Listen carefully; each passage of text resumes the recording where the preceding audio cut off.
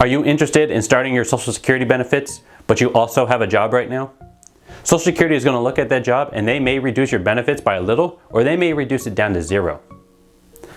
In this video, we're going to talk about Social Security and the earnings test and what it means to actually take your Social Security benefit while working and what kind of impact that's going to have on your overall benefit. There's three main times that you can actually claim Social Security. One's going to be claiming Social Security early, and that's going to be before your full retirement age. Usually that date starts around 62 years old, but there are some exceptions depending on if you're a widow, if you have children. These can actually allow you to claim Social Security early. Next time to claim Social Security is going to be your full retirement age. Full retirement age is going to vary depending on when you were born. The third time to claim Social Security is after your full retirement age. This is delayed filing. You're going to get delayed filing credits to wait until you start taking your Social Security, and you can do that up until the age of 70. When we're talking about Social Security and the earnings test, Social Security is going to look at the amount of money that you make that's earned income. And they're going to use this earned income to reduce your Social Security benefit until your full retirement age. When we're looking at the earnings test, the only times that really matter is if you claim before your full retirement age. That is claiming early. So anytime between the age of 62 and your full retirement age, you're going to have to worry about the earnings test. At your full retirement age and after it, you no longer have to worry about the earnings test. That test is gone. It only matters if you start claiming early, again between ages 62 and your full retirement age. As I mentioned, the earnings test is going to look at your earned income. What is your W-2 income? That's earned income. Income that you actually go out and you work for. Passive income, like rental income, is not earned income. Income from investments or dividends, that is not earned income. Earned income, again, is income that you go out and you actually work for and they give you a paycheck for. That is earned income. That's the only income Social Security is going to care about for the earnings test. There's two thresholds that Social Security is going to set and the ones that they care about. The first threshold is going to be $18,240. If you have earned income over $18,240, you're going to be subjected to the earnings test.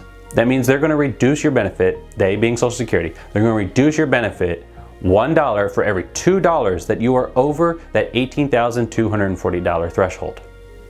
So as soon as you start going over that in your earned income, they're going to start chipping away at your Social Security benefit until it's all gone. There'll never be a negative amount. You'll never have to owe money. You'll never have to give extra money back to Social Security. Once they get down to zero, the earnings test is over because they've taken away all your benefit. As you can see, it doesn't take a lot of income to go over that $18,240 threshold and start reducing your benefit. Social Security really doesn't want you to work and have earned income while taking the Social Security benefit. They want the Social Security benefit to really just benefit people that are retired and need to start using that money to afford living. So if you have both kinds of income, you need to be aware that they're going to start reducing it. Now the second threshold we mentioned is going to be the year that you turn your full retirement age. So let's say you turn 65 and that is your full retirement age in December. In January of that year, your threshold is going to increase to $48,600. They understand that you may retire before you are actually 65, before your actual full retirement age. So they're going to give you a bigger threshold of $48,600. Not only that, now when you go over that threshold, they're going to take away $1 for every $3 that you are over. So they're going to raise the threshold and they're going to take away a lot less money. But again, because they understand that, hey, this is the year I turn 65, I'm going to retire, but I don't actually turn 65 until December. So I want to retire in January or February, have some earned income already created, and then I'm just going to retire. Or say you're going to retire during the summer and you turn age 65 in December, well, then you'll have some earned income from the beginning part of the year, but you're going to retire. So they're going to set the threshold a lot higher. So what happens to all that money that Social Security took away from you? They're not just going to take it away from you and keep it. They're actually going to give it back to you, and they're going to do it by increasing your monthly benefit. So when you hit your full retirement age, Social Security is going to recalculate your monthly benefit to give you that money back over the course of your life. So say you started your benefit at 62, but Social Security says, hey, we took so much benefit that you should have really started your benefit at 63. They're just going to recalculate your benefit as if you started at 63. That way you're getting all that monthly benefit back.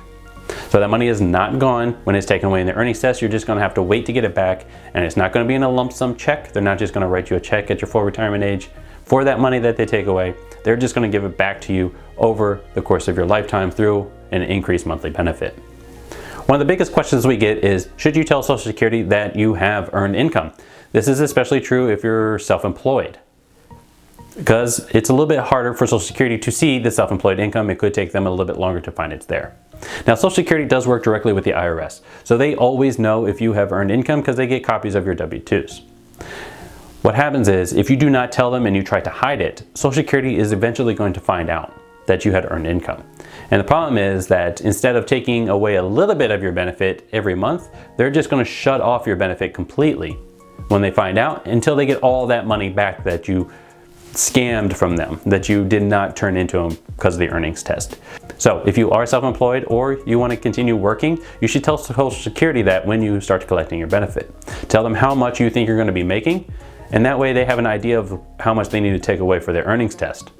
Again, if they get all the way to the end and realize that, hey, we should have taken more money out, they're just going to cut off your benefit completely and then take their money out until you pay back enough, and then they'll restart your benefit. You don't want to end up in that situation, especially if you start your benefit at 62, you don't tell them about your earnings, 65 years old, you're fully retired and no more earnings, you're living on your Social Security, and they find out, they're just going to cut off your benefit. Now you'll have no monthly benefit, you'll have no income to draw from. So you do want to tell Social Security if you're going to continue working or if you're going to have earned income while claiming Social Security early. Now, Social Security does a nice little trick in what they call the grace year. The grace year is for when you want to claim your Social Security in your full retirement age year. What happens is you can tell Social Security to say, hey, I want to calculate my earnings test on a monthly limit. So let me explain how this is going to work. Say, we're going to use our example before. Say you turn your full retirement age 65 years old in December. You want to retire though in June. So you still have half the year to go before you actually turn your full retirement age. Now you're a high income earner, so you're making a couple $100,000 between January and June.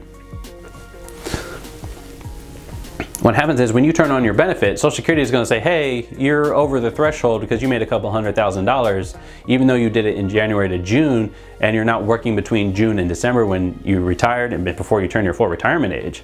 You still went over the income limit. You went over that second threshold of $48,600. So we're going to subject you to the earnings test, and we're going to reduce your monthly benefit. Now you say, whoa, Social Security.